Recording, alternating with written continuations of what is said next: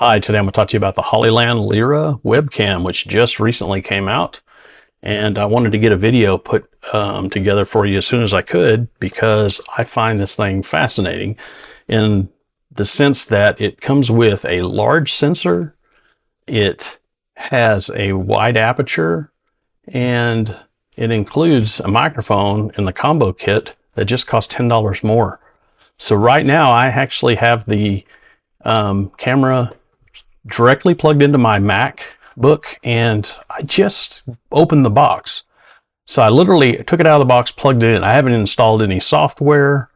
I haven't read the instructions, anything like that. I just plugged it in, and I've got some camera recording software that I use for all of my cameras, and I'm just using that. And what's really cool is for one thing, the auto white balance is perfect. I mean, it looks exactly like it looks in my room. I have a little bit of light on my face, but nothing spectacular. The background looks just like it does. Messy, but the color looks good. And the microphone, I have no idea how it's going to sound. And it comes in two different modes. There's a noise reduction mode and a obviously without any noise reduction. I'm not even sure what I'm in right now. I think I'm in noise reduction mode, so I'm going to turn it off right now.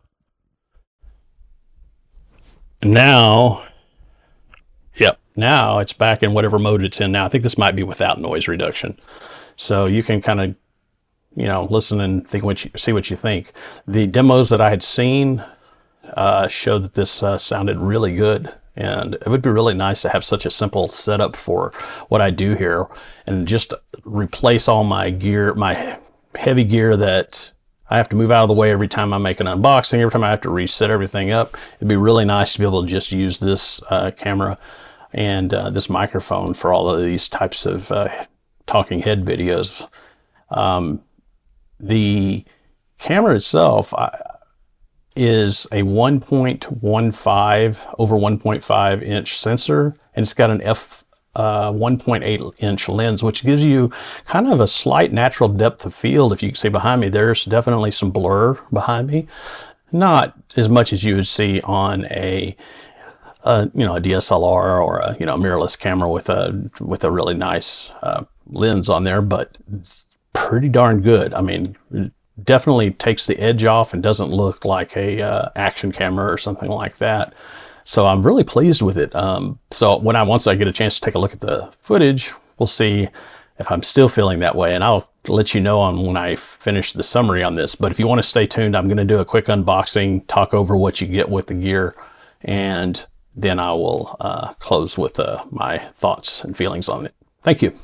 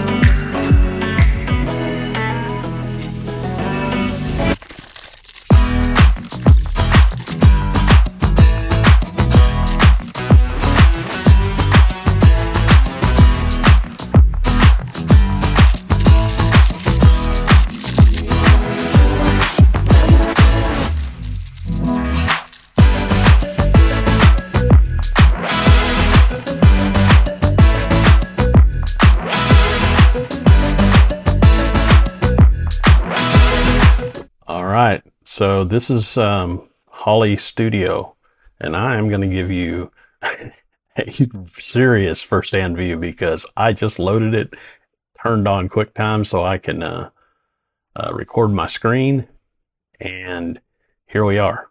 So I'm going to play around with this a little bit. It actually appears on the screen to look better than the other application I was using. I don't have anything. Hopefully I've got this thing set up. Let's see, version 1. Is there an update? I don't think there would be. Okay. Language, video, save selection. Here, let me do that. Just put it right here. And let's see. So shutter speed is auto ISO. White balance looks good. I mean, it really does look good. Actually, yeah, looks great. Exposure looks good. I keep looking at my screen, so I apologize for looking down. Field of view. What does that do for me? Oh, focal length. So I can go. Oh boy. Wow, is that sharp? Holy cow, that's sharp. Unbelievable. So you got smart framing. So if you hit head, there we go. I guess it's going to follow me around, keep me in focus. Oh, it zooms in. It's actually quite nice. I like it. I like it. And then from what I understand, like you can create a template like, I'm going to add a template. Okay, so there's the first one. I'm going to add another one where I come in here and I go, no smart framing. I want to bring the focal length in. I want to look behind me, like, I don't know, other side. Let me hold this up. There we go. See, it's going to focus in that spot right there. That's pretty cool. So I literally can add, I think I can add a scene for that. And then what I do is I can literally take, I keep saying literally, sorry. Oops, no, so that saves that. I have to learn how to play with that, but it will, I'm not sure if I can get the focus to move with it. I probably can. Okay, so I probably need to build a template. Also, I hope my voice is being recorded because I told QuickTime to use this mic, and we'll see if it does. Present. Okay, scene 1. Scene 2 is, okay, it's zoomed in, but it didn't move over. It's focus is fast. Let's see. And I'll put that back on my head. See, it's following me now. There's got to be some more things to this. And now, from what I understand, this is just the software that's built into, or comes with it. You have to download it off their website, but it also has some enhanced features if you're a Windows user. They have added some stuff already from even the initial reviews I've seen, because this looks like it supports green screen now. Green screen turned off. Yeah, I'm probably gonna look through this a little bit more. But they're going to be adding over a period of time. They're supposed to be adding a whole bunch of the features that are within the Windows version on the Mac. So the camera itself functions very well on the Mac, but as far as some of the advanced features, I think some of the color balancing options and stuff, at least through their app, is going to be forthcoming. So what does this do right here? Oh, priority face focus. Okay. Audio. Let's see. Noise cancellation is on. Bluetooth. Pairing. Add mic. It's connected. Let's see what happens when I do this. That turns it off, obviously. Input volume. I don't see a meter. That's all right. Update. Let's say mic version. Oh, they're all up to date. All right. If I turn off face focus, I guess it's more like a matrix where it's going to take the whole scene into account, or wherever I point that thing. All right, so I'll probably cut some of this out. Field of view, I can flip it. Now, the question is everything backwards here? Yes, it is. That's why I don't have it that way, even though it's correct. All right, what else can we do here? Oh, we can record. That's good. Screenshot, open the folder, see advanced. Oh, look at that. So they do have some controls that they've added. Anti-flicker. I don't see any flicker, but let's see, 60 hertz.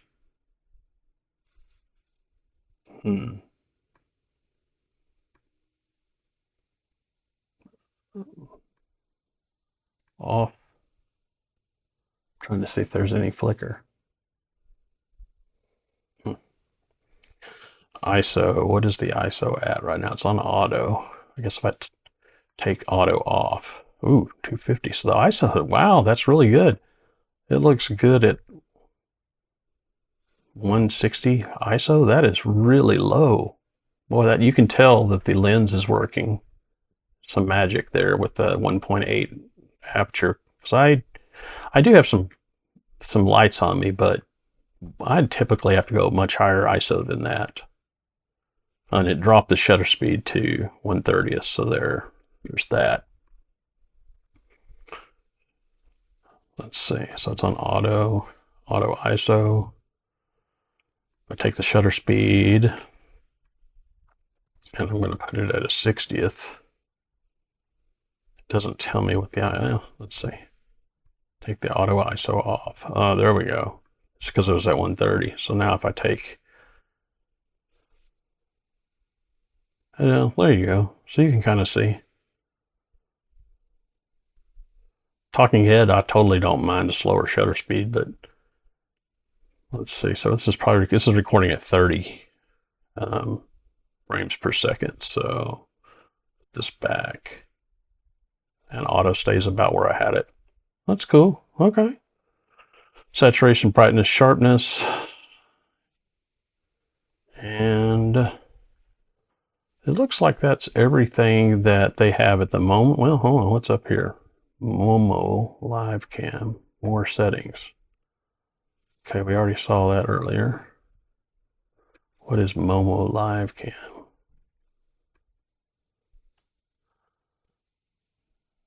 Oh, okay, I'm not gonna worry about that. All right, so let's see. The focal length, let's see. I mean, you can zoom this thing way in. I'm curious to see why is it stopped. Let me turn these field of view. What just changed? Do I have to do something specific to get this focal length to work?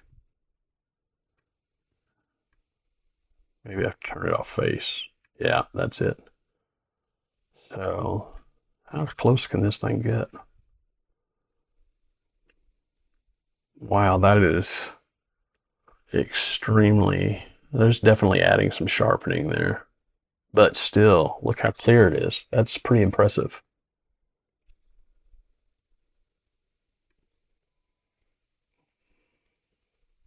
All right.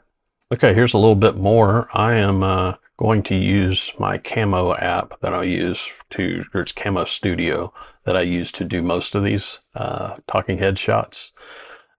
So what I'm going to do here is show you this is straight out of the camera, and I'm going to show you what you can do a little bit with the software. I literally, I can bring the spotlighting in a little bit, which you can see what it's doing to my face, which I don't like that. But what I do is like just a tad, and then the background. So it's already got some depth of field to it, some bokeh back there, but I'll add just a little bit more. See, so still looking good, but there's some better background blur behind me, which I actually like that. I mean, you can go crazy, and I don't like that at all. I don't even like that. It doesn't look real, but just like literally a tad. So this is without anything. So that's straight out of the camera. And this is me adding just a touch to it. And I am still, looking at my hair, still extremely sharp. So this is working great. So for everything that I've